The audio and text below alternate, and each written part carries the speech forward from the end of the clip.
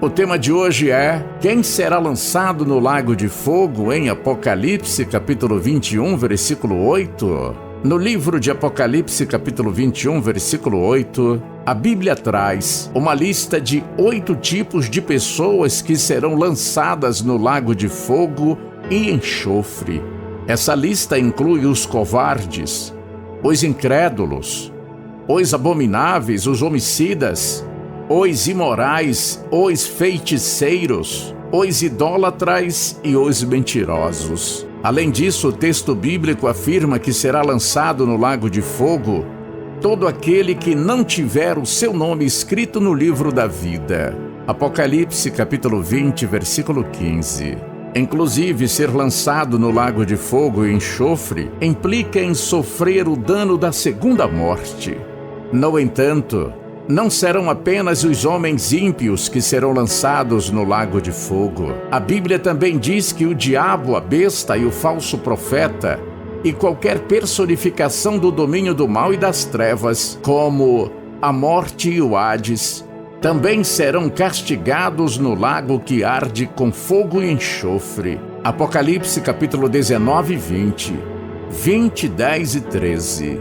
O capítulo bíblico que lista os tipos de pessoas que serão lançados no lago de fogo e enxofre começa trazendo uma visão gloriosa. A descida da Nova Jerusalém do céu, preparada como uma noiva adornada para o seu marido. Apocalipse capítulo 21, versículo 1 e 7. Esta imagem capta a restauração completa da criação e a união íntima entre Deus e seu povo. No entanto, logo em seguida, o texto bíblico contrasta a alegria da bem-aventurança eterna experimentada pelos salvos com o tormento no lago de fogo, experimentado por aqueles que rejeitaram a verdade de Deus e afastaram-se de seus caminhos. Os covardes serão lançados no lago de fogo e enxofre. A lista dos tipos de pessoas que serão lançadas no lago de fogo e enxofre começa com os covardes. Ser classificado como covarde nesse contexto vai muito além de sentir medo diante de desafios ou tribulações. Trata-se de uma hesitação fundamental em se comprometer a viver de acordo com os valores do reino de Deus. Em vez de se posicionar firmemente ao lado de Cristo, os covardes escolhem o caminho de menor resistência, evitando conflitos, perseguições ou qualquer forma de desconforto que possa vir com a confissão aberta do nome de Cristo e a prática da fé. Durante o período em que o Apocalipse foi escrito, muitos cristãos enfrentavam perseguições que podiam levar à morte, à prisão ou sanções econômicas. Então, a advertência contra a covardia mencionada em Apocalipse 21:8 tinha um significado profundo e imediato para os destinatários originais deste livro, os crentes das 7 igrejas da Ásia Menor. Naquele tempo, os cristãos eram pressionados a conformar-se às práticas e crenças do Império Romano, que incluíam adoração ao imperador e a participação em cultos pagãos.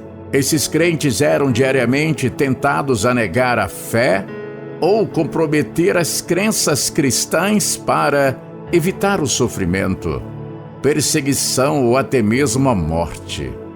Portanto, a advertência contra a covardia servia como o encorajamento para os crentes permanecerem firmes na fé. Apesar dessas ameaças, a vitória final pertence a Deus e ao seu povo, e nesse ponto, o livro de Apocalipse servia como um incentivo aos cristãos para suportar o que fosse necessário, com a promessa de que sua fidelidade seria recompensada na consumação do reino de Deus. A indecisão e a covardia espirituais são sérias porque refletem uma falta de confiança na soberania e na bondade de Deus. Elas revelam um coração que ainda está preso ao medo do que o mundo pode fazer em vez de estar ancorado na certeza de que Deus já fez através de Cristo e do que Ele promete fazer no futuro. Os incrédulos serão lançados no lago de fogo e enxofre. O segundo grupo de pessoas a ser lançado no lago de fogo é composto pelos incrédulos, ou seja, aqueles que vivem em rejeição à verdade divina. Ser incrédulo nesse contexto não é simplesmente duvidar ou questionar. Na verdade, a busca sincera por entendimento pode levar a uma fé mais profunda. A incredulidade mencionada aqui é uma rejeição consciente e decidida das veredas centrais da fé cristã. É uma escolha de viver considerando a realidade de Deus, seu amor e seu sacrifício por nós em Cristo. A incredulidade, portanto, é mais do que uma falha em assentir intelectualmente a certos fatos. É uma falha em confiar e entregar-se ao Deus que se revela na criação, nas Escrituras e de forma suprema em Jesus Cristo. A incredulidade implica em viver como se Deus não existisse ou como se suas promessas não fossem verdadeiras. A advertência contra os incrédulos em Apocalipse 21:8 tinha também uma aplicação importante no contexto das 7 igrejas da Ásia Menor. Aquela região era dominada por elementos que desestimulavam a fé em Cristo, de modo que a incredulidade não se manifestava apenas como a rejeição ao Evangelho, mas também nas tentativas de sincretismo religioso, heresias e a pressão constante para que os cristãos comprometessem sua fidelidade ao Senhor.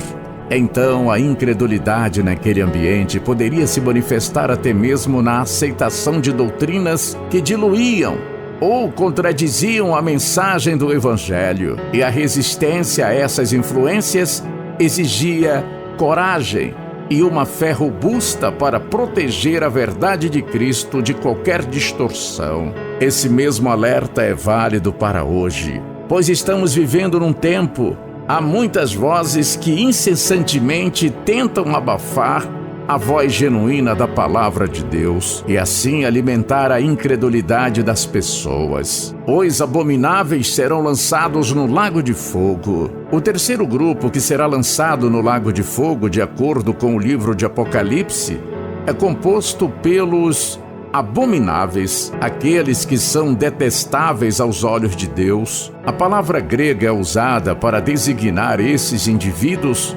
Abomináveis ou detestáveis descreve aqueles cujas ações são profundamente incompatíveis com a santidade de Deus. Mas o que exatamente faz uma pessoa se tornar abominável aos olhos do Senhor?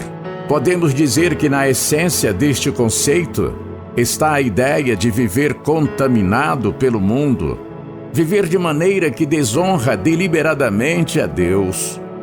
Isso inclui práticas que a Bíblia claramente condena e que refletem a conduta dessas pessoas que ignoram os mandamentos divinos em favor de seguir os próprios desejos. No contexto de Apocalipse, os detestáveis são aqueles que cultuam a besta, aqueles que tomam o cálice de abominação da grande Babilônia. Na Bíblia há várias listas de práticas que são abomináveis a Deus. No geral, essas ações são destacadas não apenas por serem contrárias à lei de Deus, mas também por profanarem a terra e corromperem a sociedade.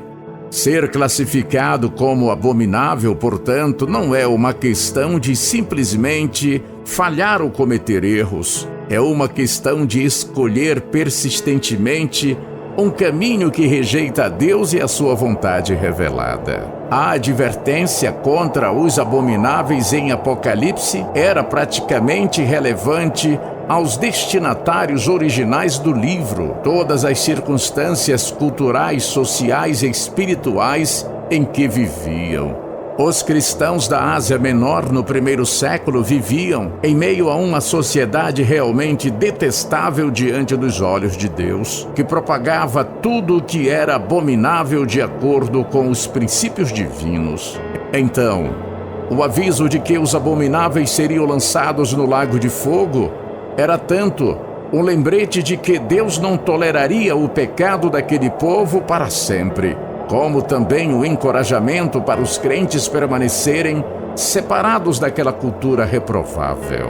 De igual modo, essa advertência bíblica contra os detestáveis deve nos servir de motivação para buscarmos a santidade, não por medo de punição, mas por amor a Deus que nos chamou para viver de maneira que reflita sua glória e amor. Os homicidas serão lançados no lago de fogo, em Apocalipse 21:8. O próximo grupo de pessoas a serem lançados no lago de fogo é formado pelos assassinos. Nós sabemos que a palavra de Deus sempre enfatiza a vida como um dom sagrado concedido por Deus, refletindo sua imagem em cada ser humano.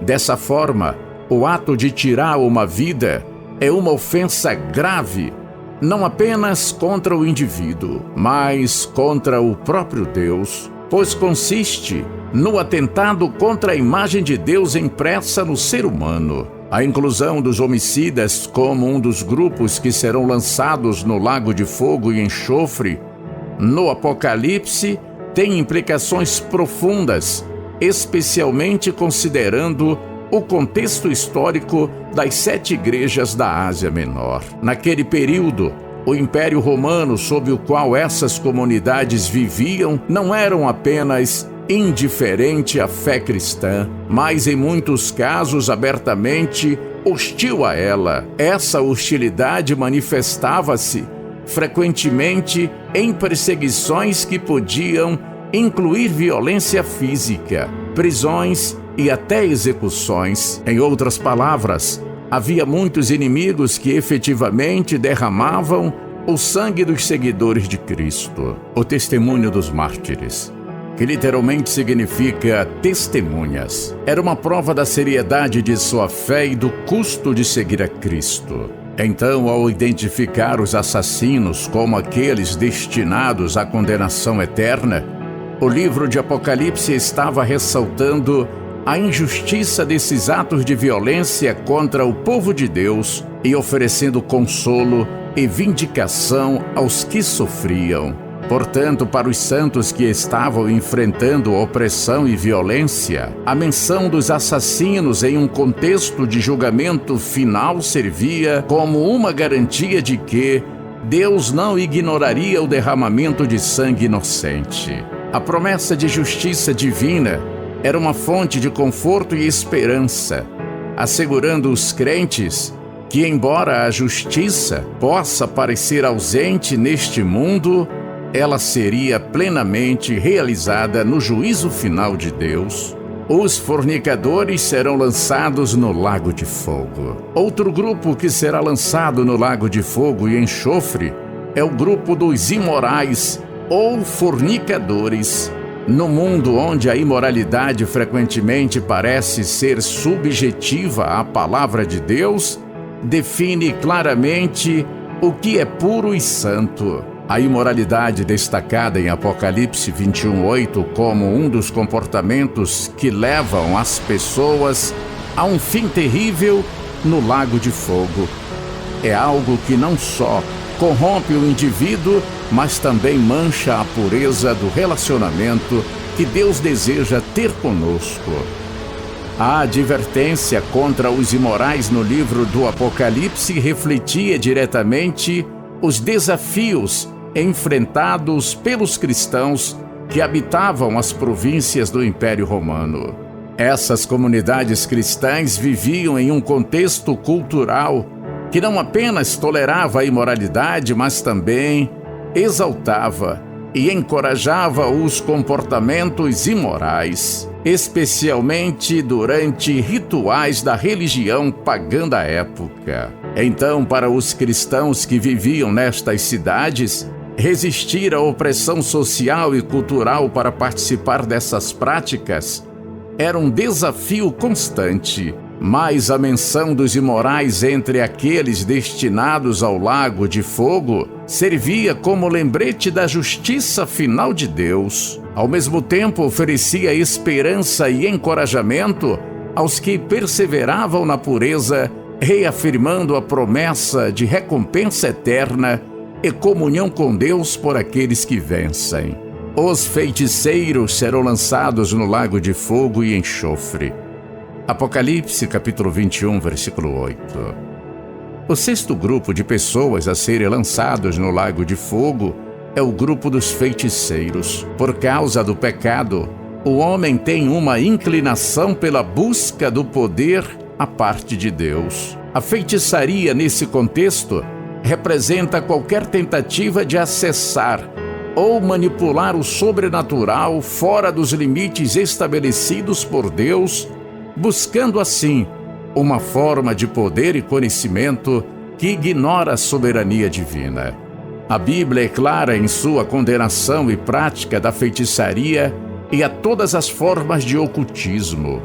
Deuteronômio capítulo 18, versículo 10 a 12. A raiz do problema com a feitiçaria não se resume apenas à prática em si, mas à atitude do coração que ela revela. Uma recusa em confiar em Deus e em sua provisão e direção para nossas vidas. Buscar poder através da feitiçaria é tentar tomar o controle que pertence a Deus. No Novo Testamento, a rejeição da feitiçaria é igualmente clara. Em Gálatas capítulo 5, o apóstolo Paulo lista as obras da carne, incluindo entre elas a feitiçaria, como comportamentos que são incompatíveis com o reino de Deus. A advertência contra feiticeiros, no livro de Apocalipse também, refletia preocupações muito reais para as comunidades cristãs das 7 igrejas da Ásia Menor.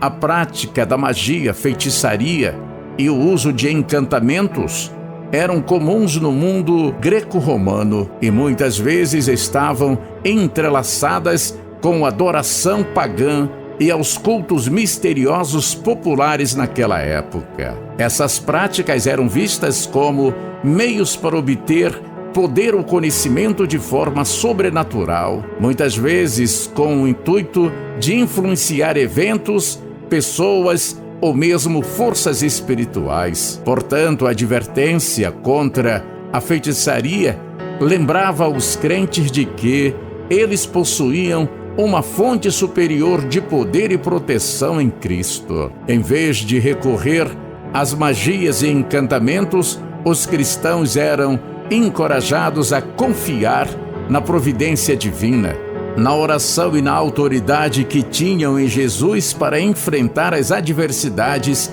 e os desafios espirituais. A mensagem não deixava qualquer dúvida: os feiticeiros seriam lançados no lago de fogo, enquanto os redimidos seriam parte da Nova Jerusalém por toda a eternidade. Em Apocalipse capítulo 21, versículo 8, os idólatras serão lançados no lago de fogo. Em conexão direta com os feiticeiros estão também os idólatras, na lista daqueles que serão destinados ao lago de fogo e enxofre.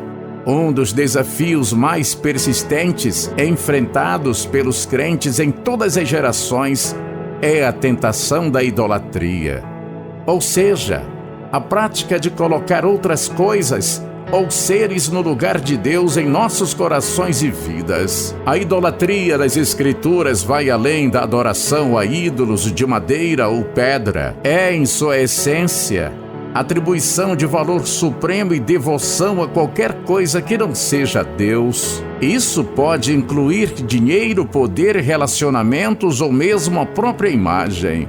Quando algo ocupa o lugar de Deus em nossos corações, torna-se um ídolo. A idolatria era uma prática comum e profundamente enraizada na sociedade greco-romana, da época em que Apocalipse foi escrito. As cidades da Ásia Menor, como Éfeso, Pérgamo e Tiatira, eram centros de adoração a uma variedade de divindades pagãs. Havia templos importantes e altares dedicados a deuses como Zeus, Ártemis e Apolo. E festivais de honra desses deuses eram eventos sociais importantes. A participação nessas práticas pagãs eram muitas vezes vista como uma expressão de lealdade cívica e social, colocando os cristãos em uma posição delicada, pois sua fé os impedia de participar desses atos de idolatria. Além dos cultos pagãos tradicionais, o culto ao imperador era outra forma de idolatria, praticamente imposta. Os cidadãos eram encorajados e às vezes obrigados a oferecer incenso e proclamar a divindade do imperador romano. Para os cristãos que reconheciam apenas a Jesus Cristo como Senhor, essa prática era inaceitável e muitas vezes resultava em perseguição e conflito com as autoridades. Então, a inclusão da idolatria entre os pecados que levam o homem ao lago de fogo servia como um lembrete sério do julgamento divino contra aqueles que se desviavam da adoração verdadeira, bem como uma garantia importante para aqueles que permaneciam fiéis em sua adoração ao único Deus verdadeiro. Os mentirosos serão lançados no lago de fogo. Os mentirosos formam o último grupo de pessoas que serão lançados no lago de fogo e enxofre.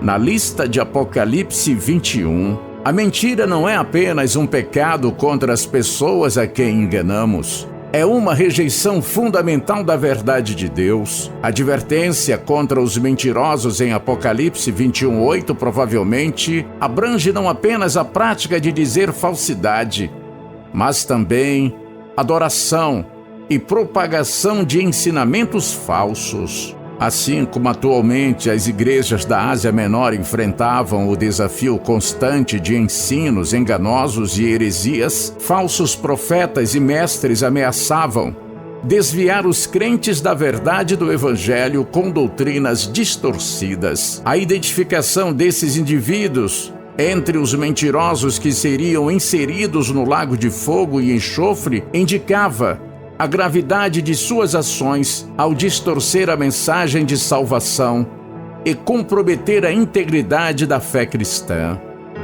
Além desses desafios doutrinários, as igrejas ainda enfrentavam pressões sociais e culturais que poderiam levar à mentira.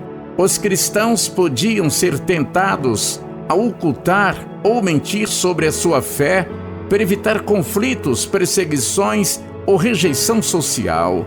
Porém, desde o começo, a verdade tem sido um valor central na relação entre Deus e a humanidade. No livro de João, capítulo 14, versículo 6, Jesus se identifica como o caminho, a verdade e a vida, indicando que a verdade não é algo negociável ou apenas um conceito moral, mas uma pessoa, o próprio Filho de Deus. Viver na verdade é viver em alinhamento com Jesus, seguindo seus passos e seus ensinamentos. A mentira, por outro lado, é associada nas Escrituras como o mal, e especialmente como Satanás. Em João capítulo 8, versículo 44, Jesus descreve o diabo como mentiroso e pai da mentira.